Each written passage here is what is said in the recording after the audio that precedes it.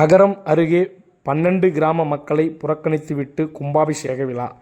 மருதேரி கிராமத்தில் உள்ள பட்டாளம்மன் கோவிலுக்கு சொந்தமான 12 கிராம மக்களை புறக்கணித்துவிட்டு கும்பாபிஷேகம் செய்வதை கண்டித்து கிராம மக்கள் இந்து அறநிலைத்துறை அலுவலகத்தில் புகார் கொடுத்துள்ளனர். கிருஷ்ணகிரி மாவட்டம் போச்சம்பள்ளி அடுத்த மருதேரி கிராமத்தில் இந்து அறநிலைத்துறைக்கு சொந்தமான அருள்மிகு ஸ்ரீ பட்டாளம்மன் கோவில் உள்ளது.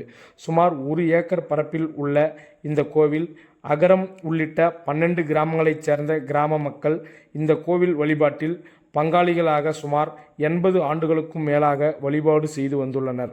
இந்நிலையில் மருதேரி கிராமத்தைச் சேர்ந்த சிலர் இந்த கோவிலை அகற்றி புதியதாக கோவில் கட்டும் பணி நடத்தி வந்த நிலையில் இதற்கு 12 கிராம மக்களும் எதிர்ப்பு தெரிவித்து கடந்த 4 ஆண்டுகளுக்கு முன்னரே புகார் அளித்துள்ள நிலையில் இது குறித்து அறநிலைத்துறை அதிகாரிகள் நடவடிக்கை எடுக்கப்படும் என்று கூறியதாக தெரிகிறது. இந்நிலையில் 12 கிராம மக்களுக்கு தகவல் தெரிவிக்காமல் அடுத்த மாதம் கும்பாபிஷேகம் செய்யும் பணியில் ஈடுபட்டதாக தெரிகிறது.